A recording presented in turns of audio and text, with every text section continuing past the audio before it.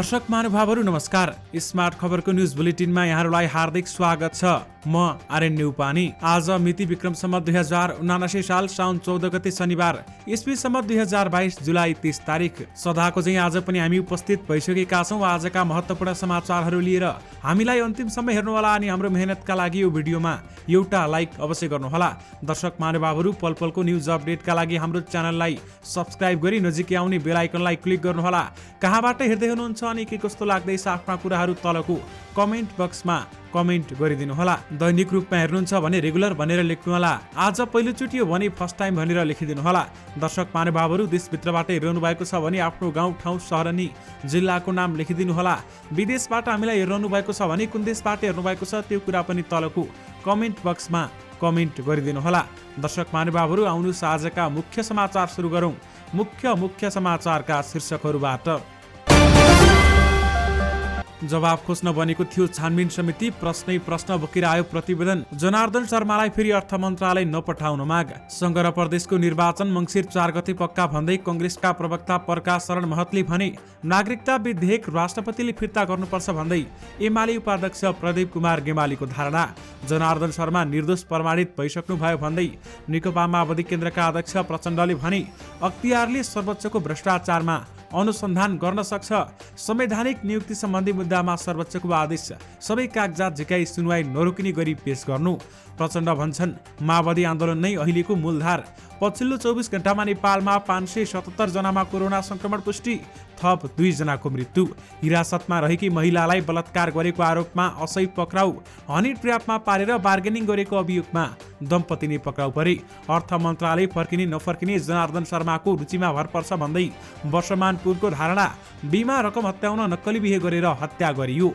करको दर हेरफेर गर्ने कारण र राजस्व परिचालनमा पार्ने प्रपेक्षण सुरक्षित राख्नु प्रमाण माग्दा अर्थ मन्त्रालयका कर्मचारीले हलुका ढङ्गले व्यवहार गरे भन्दै छानबिन समितिको गुनासो। पर्यटन मन्त्री र पोल्यान्डका राजदूतबीच भेटवार्ता। स्वाताको अन्तिम दिन दोहोरो अङ्कले बढ्यो नेप्से परिसूचक। महासङ्घको भिजन पेपर 2030 सँग सरकारले सम्झौता गर्छ भन्दै मन्त्री बढुको भनाई।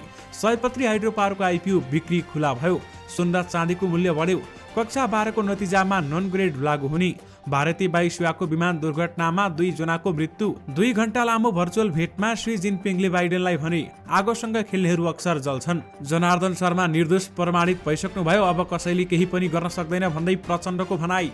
भन्सार छलेको आशंकामा 60 लाखको सामान बरामद। पोखरामा भेला भए 6 महानगरका मेयर र उपमेयर। नेपालमा बाघको संख्या 355 पुग्यो। कर्मचारी हेरफेरको विवादले 12 मा कंग्रेस र लोसपा बीच झडप, प्रहरी सहित 9 जना घाइते। अर्थमन्त्री जनार्दनमाथि छानबिन गरेको समितिको निष्कर्ष अनधिकृत व्यक्तिले करका दर हेरफेर गरेको पुष्टि भएन। जनार्दन शर्मालाई फेरि अर्थमन्त्री बन्न बाटो खुल्यो।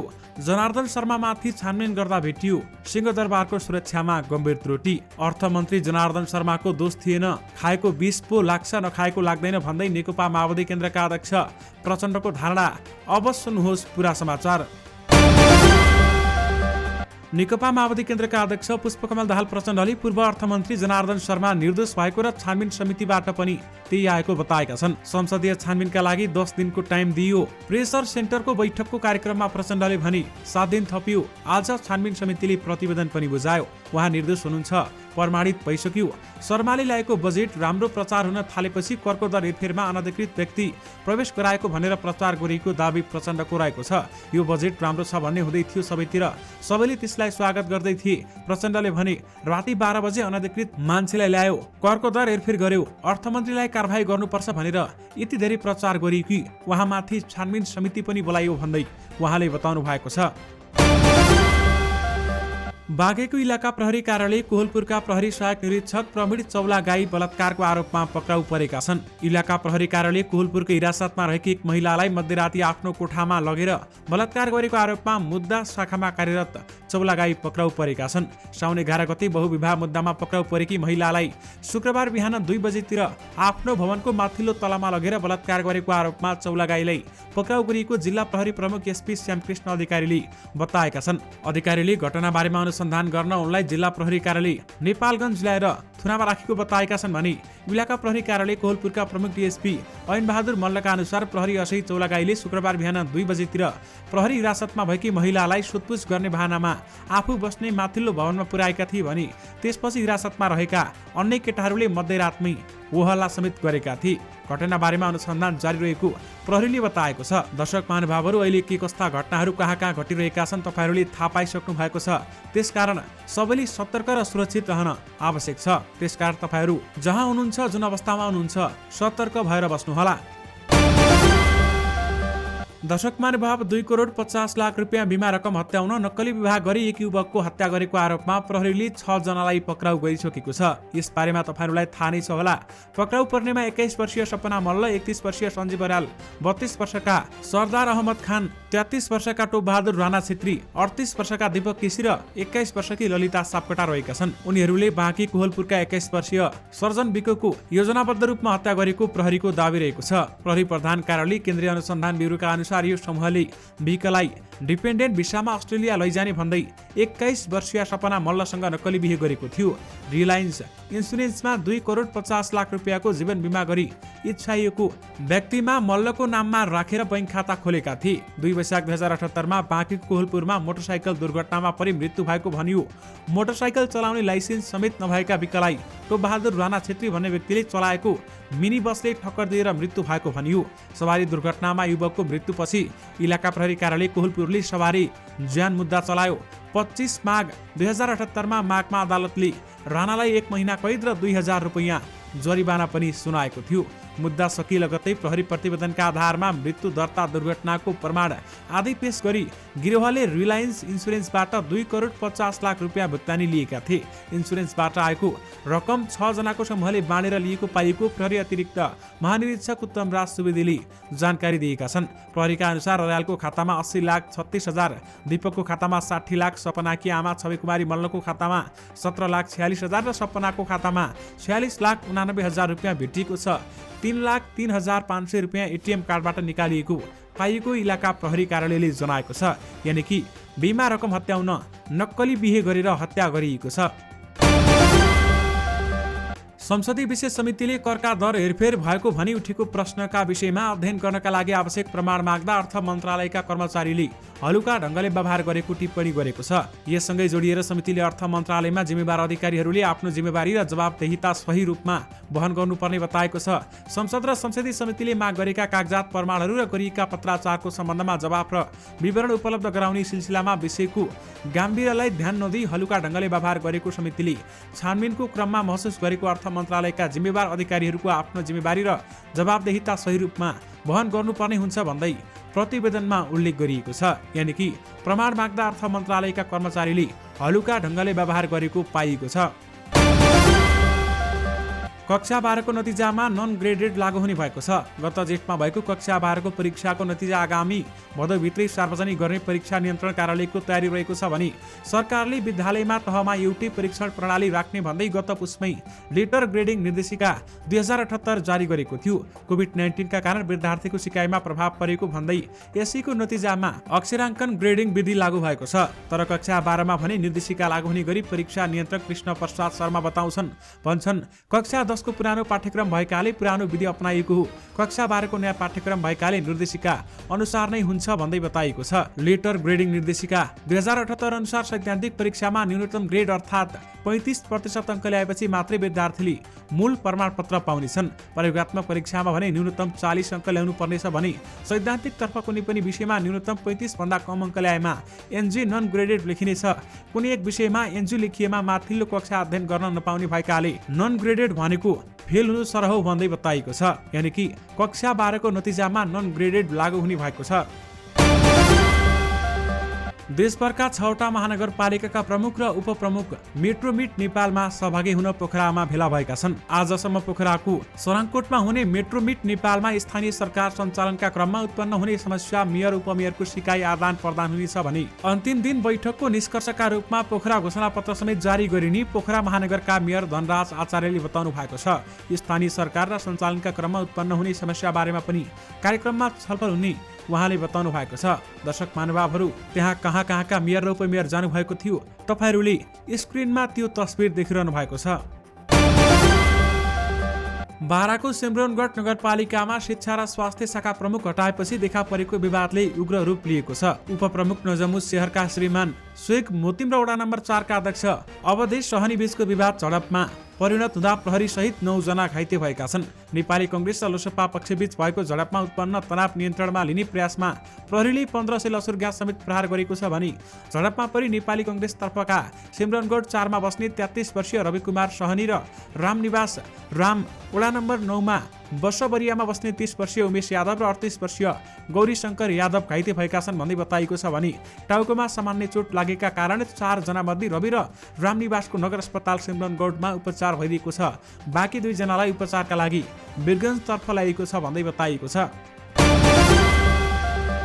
पूर्व अर्थमन्त्री जनार्दन शर्मामाथि छानबिन गर्न गठन भएको संसदीय विशेष छानबिन समितिले अनधिकृत व्यक्ति बजेटमा करको दर हेरफेर गरेको पुष्टि नभएको निष्कर्ष निकालेको छ। सीसीटीभी फुटेज र कर्मचारीहरू संघको बयान लिँदा जेठ 14 गते अनधिकृत व्यक्तिको अर्थ मन्त्रालयमा प्रवेश पुष्टि नभएकाले उनको संलग्नतामा करका दर हेरफेर भएको पुष्टि नहुने समितिको ठहर रहेको छ।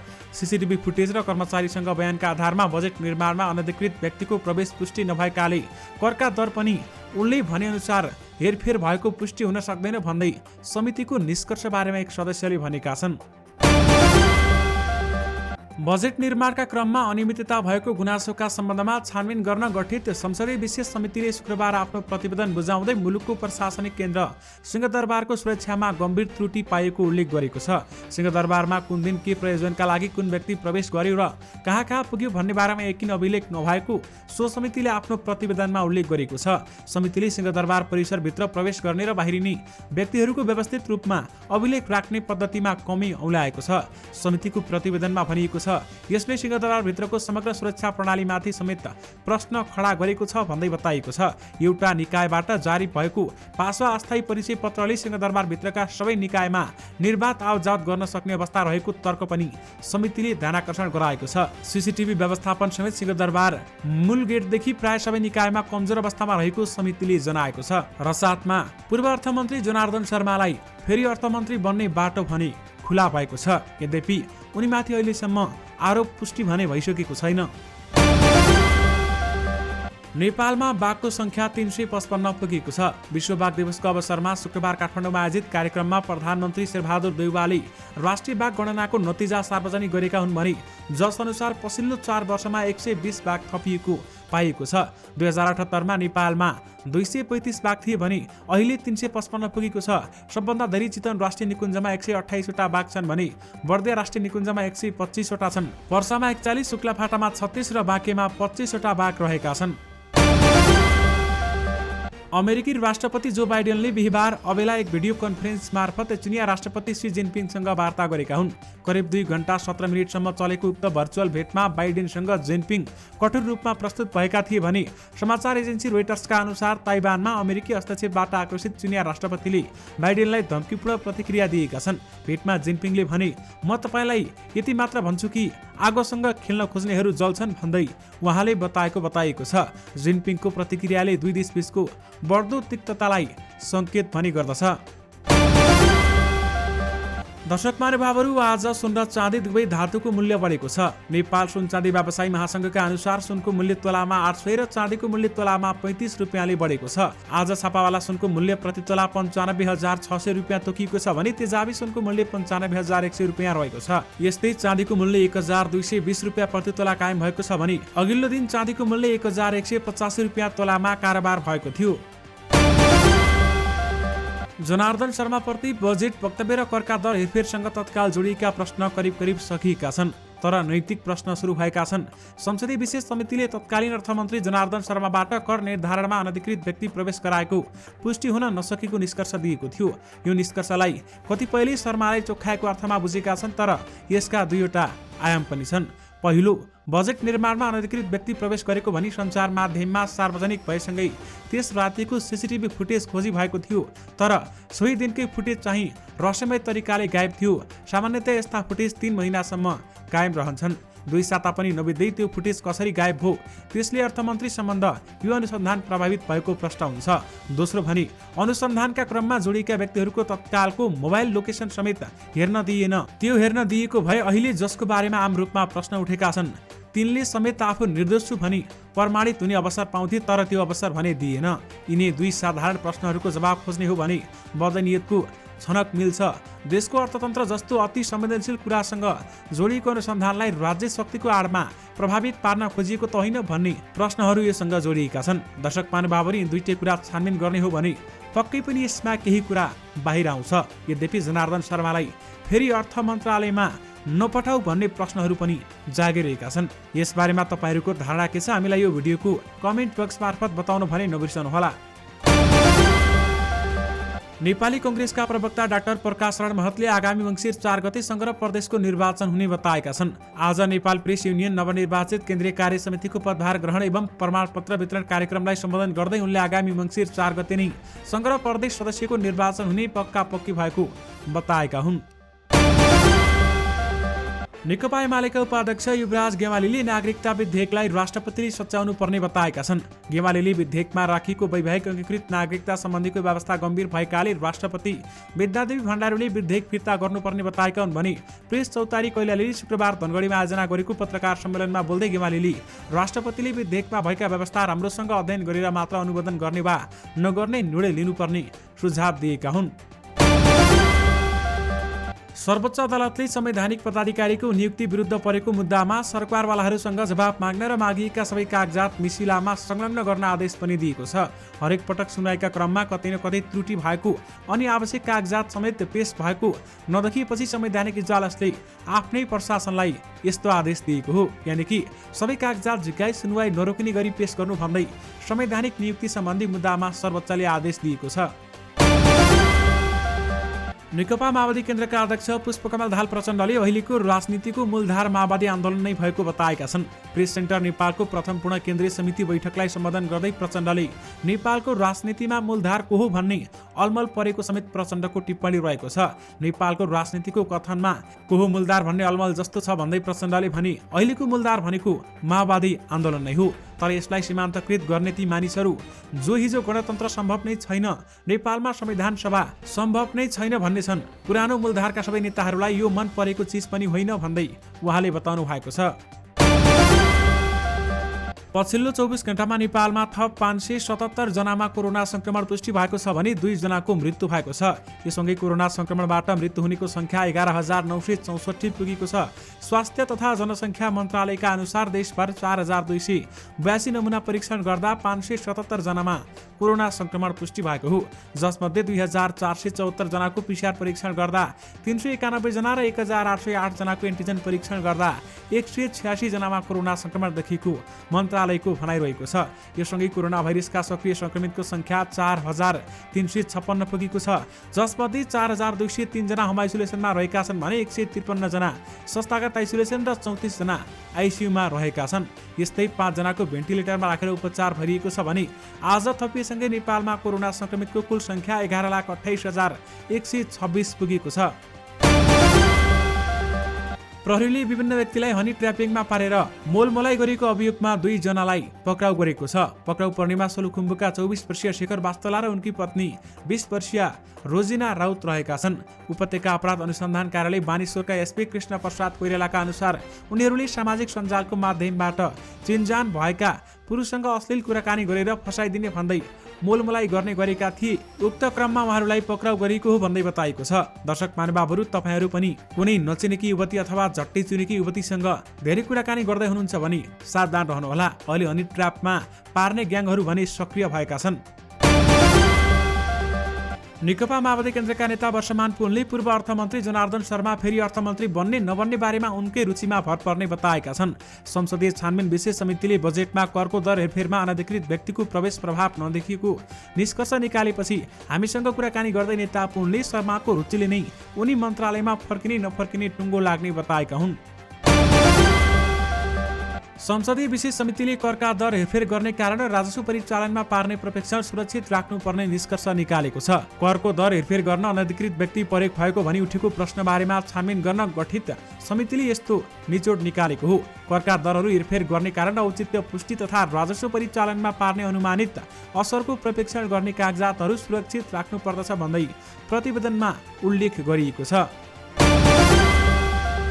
संस्कृति पर्यटन तथा नागरिक उड्डयन मन्त्री जीवनराम श्रेष्ठसँग नेपालका लागि गणतन्त्र पोल्यान्डका गैर आवासीय राजदूत आडम बुरासकोस्कीले शिष्टाचार भेट गरेका छन्। मन्त्री श्रेष्ठ र आडम बीचको भेटमा नेपाल र पोल्यान्ड बीच रहिआएको आपसी सम्बन्ध, हित र चासोका विषयमा कुराकानी भएको पर्यटन मन्त्रालयले जनाएको छ। मन्त्री श्रेष्ठले नेपाल र पोल्यान्ड बीच कूटनीतिक सम्बन्ध स्थापित भएको 63 वर्षसम्म समुद्र सम्बन्ध रहिआएको र आगामी दिनमा थप मजबुत बनाउनु पर्नेमा जोड दिएका थिए। उद्योग वाणिज्य तथा आपूर्ति मन्त्री दिलेन्द्र प्रसाद बडुले नेपाल उद्योग वाणिज्य महासंघको भिजन पेपर 2030 सँग सरकारले सम्झौता गर्ने बताएका छन्। शुक्रबार 28औं कार्गो दिवसका अवसरमा नेपाल फ्रेट फरवार्ड एसोसिएसन नेफाले ललितपुरमा आयोजना गरेको कार्यक्रममा बोल्दै मन्त्री बडुले महासंघले निकालेको भिजन पेपर 2030 ले औँलाएका केही विषयहरूमा सरकारले आगामी हप्ता सम्झौता गर्ने तयारी रहेको समेत बताएका हुन्। सयपत्री हाइड्रोपावर लिमिटेडले सर्वसाधारणका लागि धितोपत्रको प्रारम्भिक सार्वजनिक निष्कासन आइपिओ बिक्री खुला गरेको छ। कम्पनीले 13 साउन शुक्रबारदेखि प्रति किता 100 रुपियाँ अङ्कित मूल्यमा आइपिओ बिक्री खुला गरेको भनी आयोजना प्रभावित क्षेत्रका बासिन्दाहरूका लागि आइपिओ निष्कासन गरे पश्चात सर्वसाधारणका लागि सार्वजनिक निष्कासन गरेको छ। कम्पनीले सर्वसाधारणका लागि 7,21,060 किता साधारण सेयर निष्कासन गरेको छ भने आयोजना प्रभावित स्थानीयलाई निष्कासन गरेर बिक्री नभएको र 1,21,060 किता समेत गरी 7,21,060 किता साधारण सेयर निष्कासन खुला गरेको हो। भारतको पश्चिम राज्य राजस्थानमा प्रशिक्षण उडानको क्रममा दुर्घटनाग्रस्त भएको भारतीय वायुसेना आइएफका 2 विमान चालकको मृत्यु भएको छ। मिग 21 जेट उडानको क्रममा दुर्घटना भएको भारतीय अधिकारीहरूले हामीलाई जानकारी दिनुभएको छ। प्रशिक्षण उडानमा रहेको विमान राजस्थानको राजधानी जयपुरबाट करिब 532 किलोमिटर पश्चिममा रहेको बारमेर जिल्लामा दुर्घटनामा परेको भारतीय सञ्चार माध्यमहरूले जनाएका हुन्। वीरगञ्जबाट सशस्त्र प्रहरीले भन्सार छलीको आशंकामा सामान सहितको ट्रक नियन्त्रणमा लिएको छ। वीरगञ्ज 14 गण्डक चोकबाट सशस्त्र प्रहरीले ना 6ख7905 नम्बरको ट्रक नियन्त्रणमा लिएको भने विशेष सूचनाको आधारमा खटिएको सशस्त्र प्रहरीले 60 लाख भन्दा बढी मूल्य बराबरको भन्सार छलीका सामग्री बरामद गरेको सशस्त्र प्रहरी बल 13 नम्बर गणका प्रमुख प्रहरी परीक्षक तेज प्रसाद पोखरेलले जानकारी दिनुभएको छ। यानि कि भन्सार छलीको आशंकामा 60 लाखको सामान बरामद गरिएको छ। अन्तिम कारोबारको दिन शेयर बजार परिसूचक निप्सेमा दोहोरो अङ्कको वृद्धि भएको छ। बजार परिसूचक निप्से 12.92 अङ्कले वृद्धि हुँदा 2140.39 अङ्कमा बन्द भएको छ। आज हाइड्रोपावर, निर्जीवन बीमा र सामूहिक लगानीको उपसूचकमा गिरावट हुँदा अरू सबै उपसूचक बढेको छन् भने विकास बैंक उपसूचक 4.61% र होटल तथा पर्यटन उपसूचक 4.26% ले वृद्धि हुँदा सामूहिक लगानी कोष उपसूचक 0.82% र हाइड्रोपावर उपसूचक 0.37% ले घटेको बताइएको छ। यानि कि साताको अन्तिम दिन दोहोरो अङ्कले निप्से परिसूचक बढेको छ। दर्शक महानुभावहरू, यससँगै तपाईँहरूमा आजका सबै मुख्य समाचारहरू राखिसकेका छौँ। फेरि पनि तपाईँहरूमा नयाँ मुख्य समाचारको साथमा उपस्थित हुने नै छौँ। अहिलेलाई भने मलाई बिदा दिनुहोस्। नमस्कार।